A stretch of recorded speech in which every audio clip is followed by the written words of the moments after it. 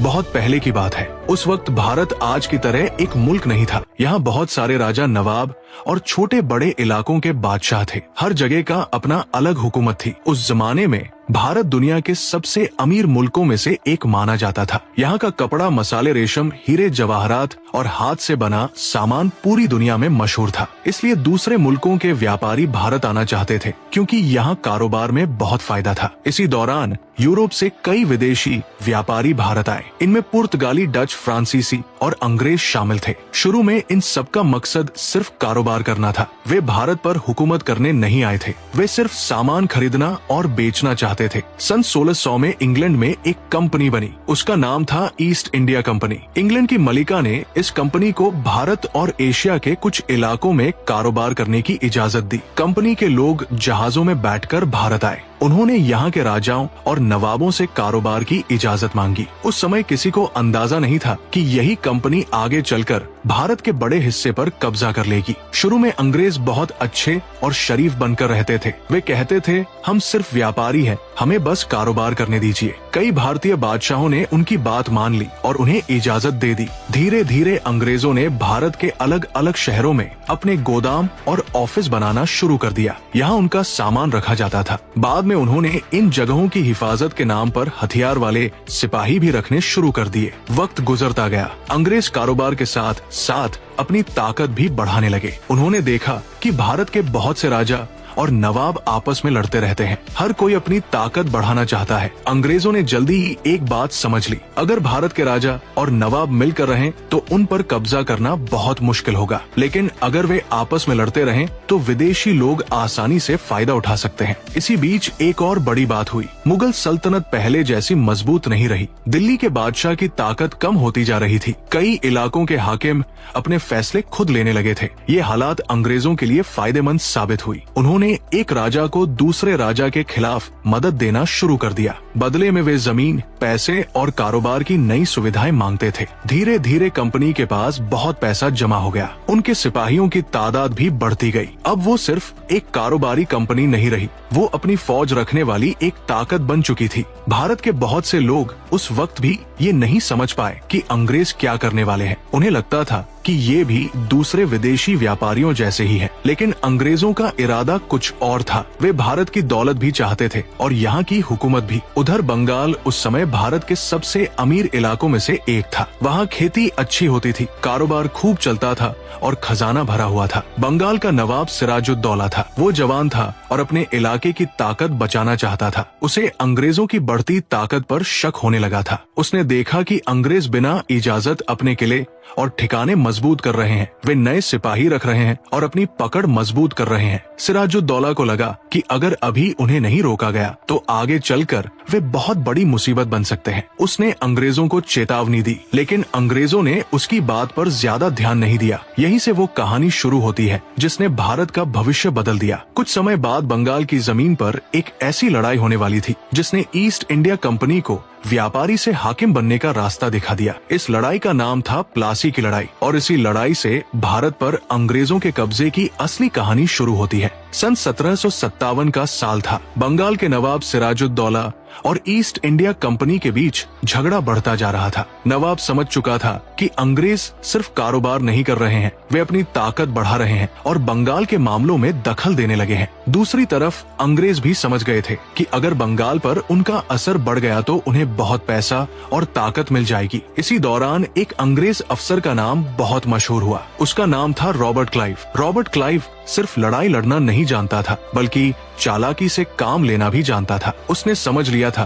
कि सिराजुद्दौला को सिर्फ मैदान में हराना आसान नहीं होगा, इसके लिए अंदर से भी वार करना पड़ेगा। बंगाल के दरबार में कुछ लोग नवाब से खुश नहीं थे, कुछ ज्यादा ताकत चाहते थे और कुछ खुद नवाब बनना चाहते थे। अंग्रेजों ने ऐसे लोगों को ढूंढना शुरू किया। इन्हीं लोगों में एक नाम था मीर जाफर। मीर जाफर बंगाल की फौज का बड़ा अफसर था। अंग्रेजों ने उससे छुपकर बात की। उन्होंने उससे कहा कि अगर वो उनका साथ देगा तो उसे बंगाल का नवाब बना दिया जाएगा। धीरे धीरे दोनों के बीच एक गुप्त समझौता हो गया। बाहर से सब कुछ ठीक दिखाई दे रहा था, लेकिन अंदर गद्दारी की पूरी तैयारी हो चुकी थी। 23 जून 2757 को प्लासी के मैदान में दोनों फौजें आमने सामने आ गई। एक तरफ सिराजुद्दौला की फौज थी, दूसरी तरफ ईस्ट इंडिया कंपनी की फौज। अगर सिर्फ गिनती देखी जाए तो नवाब की फौज अंग्रेजों से कहीं बड़ी थी। उसके पास ज्यादा सिपाही थे और हथियार भी कम नहीं थे। लेकिन एक बड़ी परेशानी थी, फौज के कुछ बड़े अफसर पहले ही अंग्रेजों से मिल चुके थे। लड़ाई शुरू हुई। सिराजुद्दौला को पूरा यकीन था कि उसकी फौज उसके साथ खड़ी रहेगी, लेकिन जब असली वक्त आया तो मीर जाफर और उसके साथियों ने ठीक से लड़ाई नहीं लड़ी। वे ज्यादातर वक्त खामोश खड़े रहे। इससे नवाब की फौज कमजोर पड़ने लगी। अंग्रेजों को वही मौका मिल गया जिसका उन्हें इंतजार था। थोड़ी ही देर में लड़ाई का रुख बदल गया। सिराजुद्दौला हार गया। ये सिर्फ एक नवाब की हार नहीं थी, ये वो घटना थी जिसने भारत के इतिहास का रुख बदल दिया। प्लासी की लड़ाई के बाद अंग्रेजों ने मीर जाफर को बंगाल का नवाब बना दिया, लेकिन असली ताकत उसके पास नहीं थी। असल फैसले अंग्रेज करने लगे थे। मीर जाफर सिर्फ नाम का नवाब था, जबकि पर्दे के पीछे से पूरा काम अंग्रेज चला रहे थे। अब अंग्रेजों को बंगाल के खजाने तक पहुंच मिल गई। सोना, चांदी, पैसा और कारोबार से होने वाली कमाई का बड़ा हिस्सा उनके हाथ लगने लगा। ईस्ट इंडिया कंपनी अचानक बहुत ताकतवर हो गई। जो कंपनी कभी सिर्फ कारोबार करने आई थी, अब वही भारतीय शासकों को बनाना और हटाना शुरू कर चुकी थी।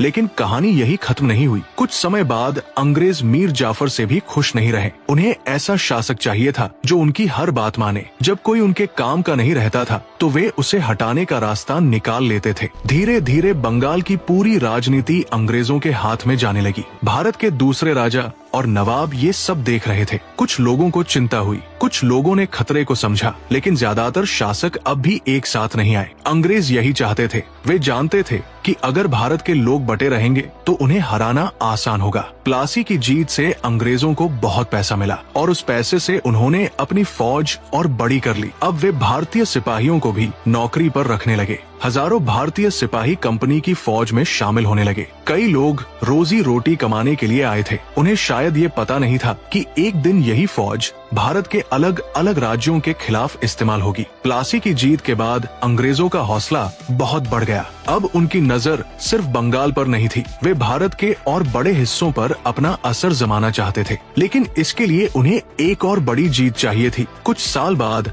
उन्हें वो मौका भी मिल गया और उस लड़ाई ने अंग्रेजों को भारत में पहले से कहीं ज्यादा ताकतवर बना दिया। उस लड़ाई का नाम था बक्सर की लड़ाई। यहीं से भारत में अंग्रेजों की असली सियासी हुकूमत तेजी से फैलना शुरू हुई। प्लासी की लड़ाई के बाद अंग्रेज पहले से ज्यादा ताकतवर हो गए थे, लेकिन अभी वे पूरे भारत के मालिक नहीं बने थे। उन्हें पता था कि अगर भारत में लंबे समय तक रहना है तो सिर्फ एक जीत काफी नहीं होगी। उधर बंगाल के बहुत से लोगों को महसूस होने लगा था कि असली ताकत धीरे धीरे अंग्रेजों के हाथ में जा रही है। कई भारतीय राजा और नवाब भी अब होशियार होने लगे थे, लेकिन अंग्रेज अपनी चालें चलना बंद नहीं कर रहे थे। प्लासी की लड़ाई के बाद बंगाल की राजनीति में कई बदलाव आए। मीर जाफर और अंग्रेजों के बीच भी झगड़े शुरू हो गए। अंग्रेज हमेशा ऐसा शासक चाहते थे जो उनकी हर बात माने। जब मीर जाफर उनकी उम्मीदों पर पूरा नहीं उतरा तो अंग्रेजों ने दूसरे लोगों को आगे बढ़ाना शुरू कर दिया। इसी दौरान मीर कासिम नाम का एक शासक अंग्रेजों की बढ़ती ताकत से परेशान हो गया। उसे समझ आ गया था कि अगर अभी अंग्रेजों को नहीं रोका गया तो वे पूरे इलाके पर हावी हो जाएंगे। मीर कासिम ने अपनी फौज को मजबूत करना शुरू किया।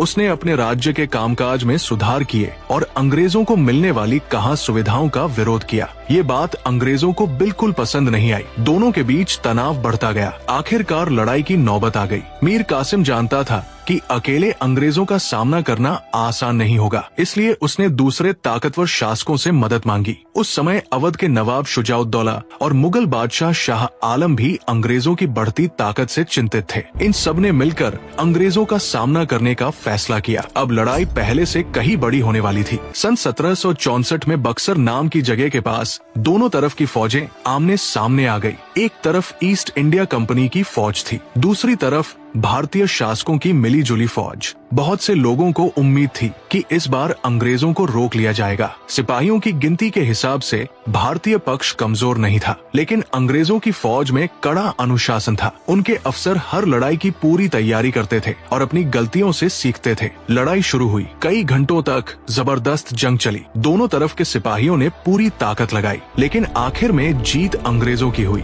बक्सर की लड़ाई अंग्रेजों के लिए प्लासी की लड़ाई से भी ज्यादा अहम साबित हुई। प्लासी की जीत ने उन्हें बंगाल में मजबूत बनाया था, लेकिन बक्सर की जीत ने उन्हें हुकूमत करने का रास्ता दे दिया। इस जीत के बाद अंग्रेजों का असर बहुत तेजी से बढ़ने लगा। अब मुगल बादशाह भी उनकी ताकत को नजरअंदाज नहीं कर सकते थे। कुछ समय बाद एक समझौता हुआ। इस समझौते के बाद अंग्रेजों को बंगाल, बिहार और उड़ीसा से टैक्स वसूलने का हक मिल गया। ये बहुत बड़ा बदलाव था। अब कंपनी सिर्फ कारोबार से पैसा नहीं कमा रही थी, अब वो सीधे लोगों से टैक्स भी वसूल रही थी। यानी जो कंपनी व्यापार करने आई थी वो धीरे धीरे हुकूमत करने लगी थी। भारत के इतिहास में ये बहुत बड़ा मोड़ था, क्योंकि पहली बार एक कारोबारी कंपनी शासक की तरह काम करने लगी थी। अंग्रेजों के खजाने भरने लगे। भारत से मिलने वाले पैसे से उन्होंने और सिपाही भर्ती किए और ज्यादा हथियार खरीदे और नए इलाकों में अपना असर फैलाना शुरू किया। दूसरी तरफ आम लोगों की मुश्किलें बढ़ने लगी। टैक्स पहले से ज्यादा सख्ती से लिया जाने लगा। कई किसानों पर भारी बोझ पड़ गया, लेकिन अंग्रेजों का ज्यादा ध्यान लोगों की भलाई पर नहीं, बल्कि अपने फायदे और पैसे पर था। धीरे धीरे ईस्ट इंडिया कंपनी इतनी ताकतवर हो गई कि उसके पास अपनी फौज थी, अपना खजाना था और कई इलाकों पर उसका कब्जा था। अब उनका अगला निशाना भारत के दूसरे राज्य थे। वे हर जगह लगभग एक ही तरीका अपनाते थे। जहाँ जरूरत हो वहाँ दोस्ती कर लो, जहाँ मौका मिले वहाँ दखल देना शुरू कर दो, जहाँ विरोध हो वहाँ लड़ाई कर लो और जहाँ संभव हो वहाँ लोगों में फूट डालकर अपना फायदा उठा लो। आने वाले सालों में अंग्रेजों ने यही तरीका भारत के कई हिस्सों में अपनाया। मराठों के साथ लड़ाइयाँ हुई, मैसूर के साथ जंग हुई, सिख ताकत से भी उनका टकराव हुआ और धीरे धीरे उनका असर पूरे भारत में फैलने लगा। लेकिन अंग्रेजों को सबसे बड़ी चुनौती दक्षिण भारत में मिलने वाली थी। वहाँ एक ऐसा शासक था जो अंग्रेजों के सामने झुकने को तैयार नहीं था। वो अपनी आजादी और अपने राज्य की हिफाजत के लिए आखिरी दम तक लड़ना चाहता था। उसका नाम था टीपू सुल्तान। जब अंग्रेज बंगाल और उत्तर भारत में अपनी पकड़ मजबूत कर रहे थे, उसी वक्त दक्षिण भारत में एक ऐसी ताकत मौजूद थी जो उनके लिए बड़ी परेशानी बनी हुई थी। इस राज्य का नाम था मैसूर। मैसूर उस जमाने में एक ताकतवर राज्य माना जाता था। उसकी फौज मजबूत थी और उसके शासक समझ चुके थे कि अंग्रेजों का असली मकसद सिर्फ कारोबार नहीं है। मैसूर के मशहूर शासकों में एक नाम था हैदर अली। हैदर अली ने जल्दी ही समझ लिया था कि अंग्रेज धीरे धीरे पूरे भारत पर अपना असर बढ़ाना चाहते हैं, इसलिए उसने अंग्रेजों का सामना करने की तैयारी शुरू कर दी। हैदर अली और अंग्रेजों के बीच कई बार लड़ाइयाँ हुई। कभी एक पक्ष जीतता, कभी दूसरा, लेकिन एक बात साफ थी, दक्षिण भारत में अंग्रेजों को वैसी आसान कामयाबी नहीं मिल रही थी जैसी उन्हें बंगाल में मिली थी। कुछ साल बाद हैदर अली का इंतकाल हो गया। उसके बाद उसके बेटे टीपू सुल्तान ने राज्य की जिम्मेदारी संभाली। टीपू सुल्तान एक बहादुर, समझदार और दूर की सोच रखने वाला शासक था।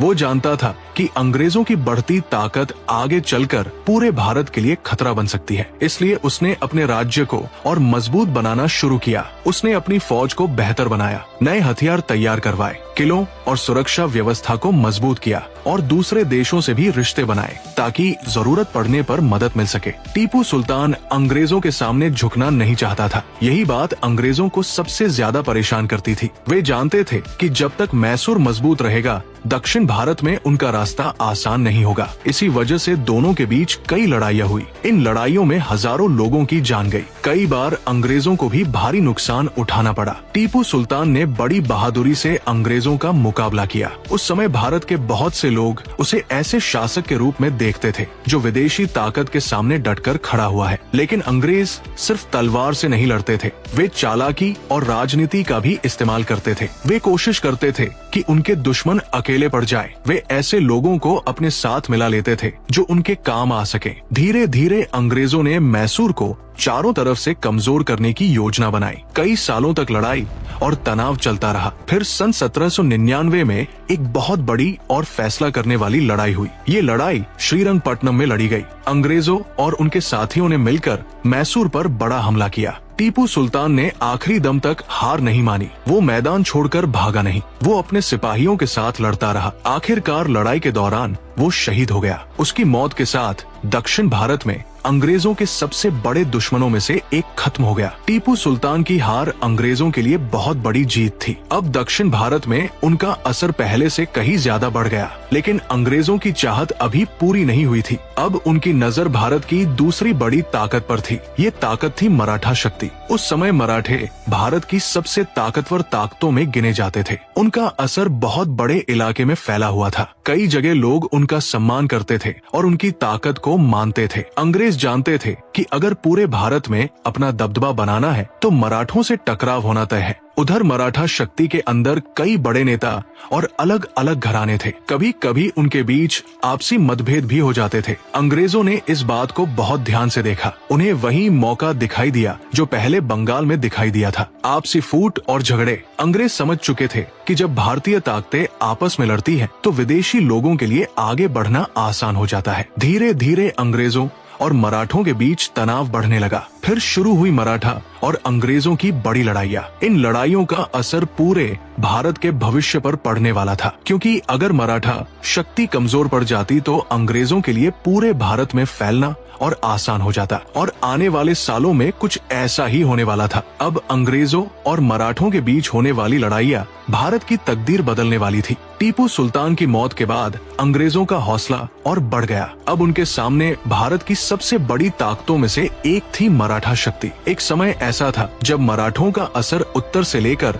दक्षिण तक महसूस किया जाता था। भारत के कई राजा और रियासतें उनकी ताकत को मानती थी, लेकिन धीरे धीरे मराठों के बड़े नेताओं के बीच मतभेद बढ़ने लगे। अलग अलग मराठा सरदार अपने अपने इलाकों और फायदों के बारे में सोचने लगे। कई बार वे आपस में भी लड़ पड़ते थे। अंग्रेजों ने इस हालात को बहुत ध्यान से देखा। वे जानते थे कि अगर सारे मराठा नेता एक साथ हो जाए तो उन्हें हराना बहुत मुश्किल होगा। इसलिए उन्होंने वही तरीका अपनाया जो पहले कई जगह काम कर चुका था। जहाँ दोस्ती से काम बन जाए वहाँ दोस्ती कर लो, जहाँ दबाव डालना पड़े वहाँ दबाव डालो, और जहाँ जरूरत पड़े वहाँ लड़ाई कर लो। धीरे धीरे अंग्रेजों और मराठों के बीच लड़ाइयाँ शुरू हो गई। इन लड़ाइयों को आज मराठा युद्ध कहा जाता है। ये लड़ाइयाँ थोड़े समय की नहीं थी। कई सालों तक अलग अलग जगहों पर जंग होती रही। मराठा सिपाहियों ने कई जगह बड़ी बहादुरी दिखाई। कई बार अंग्रेजों को भी कड़ा मुकाबला झेलना पड़ा, लेकिन अंग्रेजों के पास एक बड़ी ताकत थी। वे भारत के अलग अलग इलाकों से पैसा और दूसरे साधन इकट्ठा कर रहे थे। उनकी फौज लगातार बड़ी होती जा रही थी, और सबसे बड़ी बात, वे अपने दुश्मनों की कमजोरी का फायदा उठाना अच्छी तरह जानते थे। धीरे धीरे मराठा शक्ति कमजोर होने लगी। कुछ लड़ाइयाँ हार ली गई, कुछ समझौते करने पड़े, और कई इलाकों में अंग्रेजों का असर बढ़ता चला गया। आखिरकार ऐसा वक्त आया जब भारत के बहुत बड़े हिस्से पर अंग्रेजों का सीधा या परोक्ष असर हो गया। अब बहुत से भारतीय राजा सिर्फ नाम के शासक रह गए थे। असल ताकत धीरे धीरे अंग्रेजों के हाथ में जा रही थी। लेकिन अंग्रेज सिर्फ लड़ाई के भरोसे आगे नहीं बढ़े। उन्होंने कई चालाक राजनीतिक तरीके भी अपनाए। इन्हीं में से एक तरीका था सहायक संधि। इसमें किसी भारतीय राज्य से कहा जाता था कि उसकी सुरक्षा अंग्रेजों की फौज करेगी। बदले में उस राज्य को अंग्रेजों को बहुत पैसा देना पड़ता था। अगर पैसा न दे सके तो अपनी जमीन देनी पड़ती थी। धीरे धीरे ऐसे राज्यों की आजादी कम होती गई। बाहर से वे आजाद दिखाई देते थे, लेकिन उनके बड़े फैसलों पर अंग्रेजों का असर होने लगा था। इसके बाद अंग्रेजों ने एक और तरीका अपनाया। ये था राज्यों को अपने कब्जे में लेने का तरीका। कहीं वे कहते कि वहाँ का शासन ठीक नहीं चल रहा, कहीं वारिस के झगड़े का बहाना बनाते, और कहीं सीधे राजनीतिक दबाव डालते। फिर धीरे धीरे उन राज्यों को अपने कब्जे में ले लेते। इस तरह भारत के कई राज्यों की आजादी खत्म होने लगी। देश के बहुत से लोगों के दिल में नाराजगी बढ़ने लगी। राजाओं को लगने लगा कि उनकी ताकत छीनी जा रही है। सिपाहियों को महसूस होने लगा कि उनके साथ बराबरी का व्यवहार नहीं हो रहा। किसानों पर कई जगह टैक्स का बोझ बढ़ गया। कारीगरों और व्यापारियों को भी मुश्किलों का सामना करना पड़ा। धीरे धीरे ये नाराजगी पूरे देश में फैलने लगी। ऊपर से सब कुछ शांत दिखाई देता था, लेकिन अंदर ही अंदर गुस्सा जमा हो रहा था। लोग महसूस करने लगे थे कि विदेशी हुकूमत दिन ब दिन मजबूत होती जा रही है। बहुत से लोगों को डर था कि अगर यही चलता रहा तो भारत की पुरानी व्यवस्था पूरी तरह बदल जाएगी। फिर एक ऐसा साल आया जिसने पूरे देश को हिला कर रख दिया। सन 1857 ये साल भारत के इतिहास में बहुत अहम माना जाता है। इसी साल अंग्रेजी हुकूमत के खिलाफ एक बड़ा विद्रोह शुरू हुआ। सिपाहियों ने बगावत की, कई राजाओं और नवाबों ने विरोध किया और बहुत से आम लोगों ने भी उनका साथ दिया। पहली बार अंग्रेजों को भारत के कई हिस्सों में एक साथ बड़ी चुनौती मिली। ये वही घटना थी जिसने आगे चलकर आजादी की लंबी लड़ाई की बुनियाद रखी। सन 1857 से पहले अंग्रेजों की ताकत भारत में बहुत बढ़ चुकी थी। कई राज्य उनके कब्जे में आ चुके थे और कई राजा नवाब उनकी शर्तों पर शासन करने को मजबूर थे। लेकिन दूसरी तरफ लोगों के दिलों में नाराजगी भी बढ़ती जा रही थी। सिपाही नाराज थे, किसान परेशान थे, कई राजा और नवाब अपनी ताकत खो चुके थे। कारीगरों और व्यापारियों का काम भी पहले जैसा नहीं रहा। हर तरफ बेचैनी बढ़ रही थी। ऐसे माहौल में एक छोटी सी बात ने बड़ी बगावत का रूप ले लिया। उस समय अंग्रेजी फौज में बहुत सारे भारतीय सिपाही काम करते थे। सन 1857 में नई बंदूकों के कारतूसों को लेकर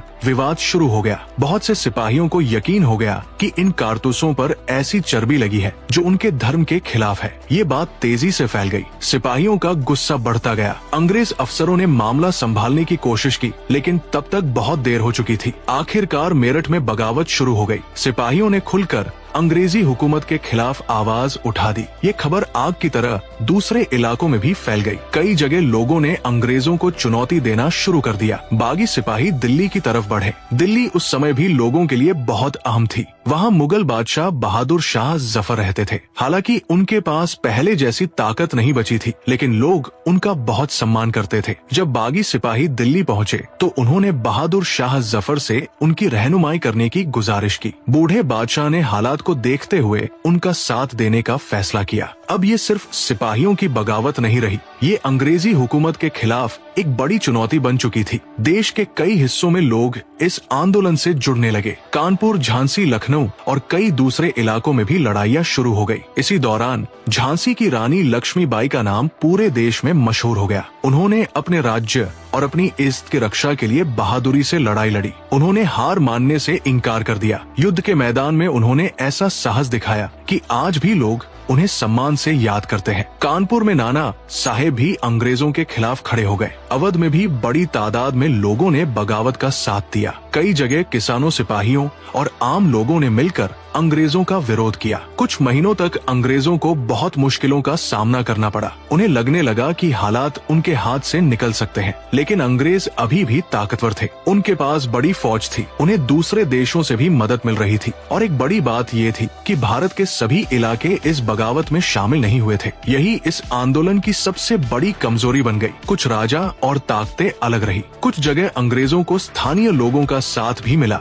धीरे धीरे अंग्रेजों ने फिर से हालात पर काबू पाना शुरू कर दिया। दिल्ली पर दोबारा उनका कब्जा हो गया। बगावत के बड़े केंद्र एक एक करके कमजोर पड़ने लगे। बहादुर शाह जफर को गिरफ्तार कर लिया गया। बाद में उन्हें भारत से दूर रंगून भेज दिया गया। वहीं उन्होंने अपनी जिंदगी के आखिरी दिन गुजारे। आखिरकार 1857 की बगावत सफल नहीं हो सकी, लेकिन इसका असर बहुत गहरा पड़ा। अंग्रेज समझ गए कि भारत के लोग उनसे खुश नहीं हैं और भारतीयों को भी एहसास हो गया कि विदेशी हुकूमत के खिलाफ खड़ा हुआ जा सकता है। ये बगावत भले ही जीत में नहीं बदली, लेकिन इसने आजादी की लंबी लड़ाई की नींव रख दी। 1857 के बाद एक बहुत बड़ा बदलाव आया। इतना बड़ा बदलाव कि भारत की हुकूमत चलाने का पूरा तरीका बदल गया। ईस्ट इंडिया कंपनी का दौर खत्म होने लगा। अब भारत पर सिर्फ कंपनी नहीं, बल्कि सीधे ब्रिटेन की सरकार राज करने वाली थी। और यहीं से शुरू होता है भारत के इतिहास का एक नया अध्याय, जहां अंग्रेजी कंपनी की जगह ब्रिटिश सरकार सीधे भारत की मालिक बन गई।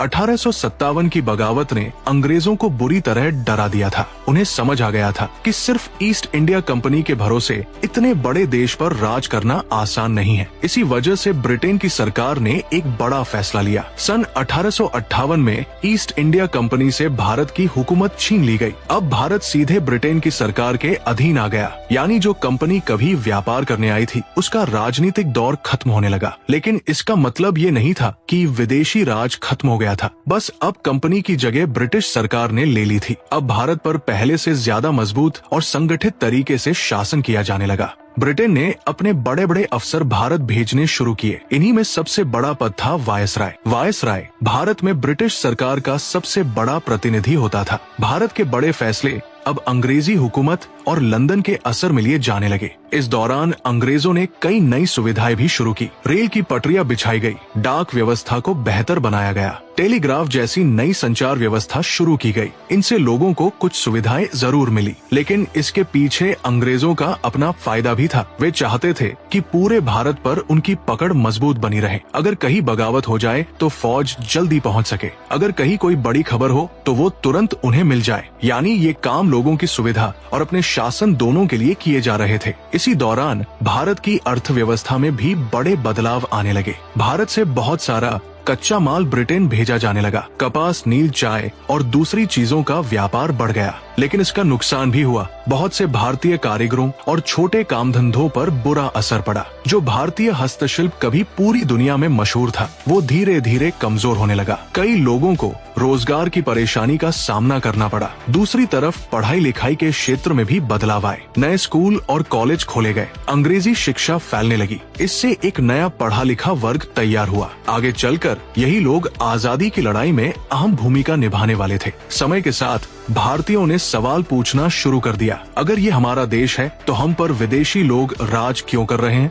हमारे बारे में फैसले दूसरे देश में क्यों लिए जाते हैं? हमारे हक क्या है? इन सवालों ने लोगों की सोच बदलनी शुरू कर दी। धीरे धीरे पूरे देश में जागरूकता बढ़ने लगी। लोग एक दूसरे से जुड़ने लगे। अखबारों का असर बढ़ने लगा। पढ़े लिखे नौजवान देश की हालत पर चर्चा करने लगे। फिर सन 1885 में एक अहम संगठन बना। इसका नाम था भारतीय राष्ट्रीय कांग्रेस। शुरुआत में इसका मकसद बातचीत के जरिए भारतीयों की बातें सरकार तक पहुंचाना था, लेकिन आगे चलकर यही संगठन आजादी की लड़ाई का एक बड़ा केंद्र बन गया। उधर अंग्रेजों को भी महसूस होने लगा था कि भारत बदल रहा है। लोग अब पहले की तरह चुप नहीं थे। वे पढ़ रहे थे, समझ रहे थे, सवाल पूछ रहे थे और अपने हक के बारे में सोच रहे थे। धीरे धीरे पूरे देश में एक नई भावना पैदा होने लगी। ये भावना थी अपने देश से मोहब्बत की, अपने अधिकार हासिल करने की और एक दिन आजाद होने की। लेकिन आजादी का रास्ता अभी बहुत लंबा था। आने वाले सालों में कई आंदोलन होंगे, कई बड़े नेता सामने आएंगे, बहुत से लोगों को जेल जाना पड़ेगा, कई लोग अपनी जान कुर्बान करेंगे और तब जाकर भारत को आजादी मिलेगी। लेकिन अगर कोई पूछे कि अंग्रेजों ने भारत पर कब्जा कैसे किया, तो उसका जवाब सिर्फ एक घटना में नहीं मिलता। ये कई सालों तक चलने वाली एक लंबी कहानी है। पहले व्यापार हुआ, फिर राजनीति में दखल शुरू हुई, फिर फौजी ताकत बढ़ाई गई, फिर भारतीय राज्यों के आपसी झगड़ों का फायदा उठाया गया और आखिर में पूरे देश पर कब्जा जमा लिया गया।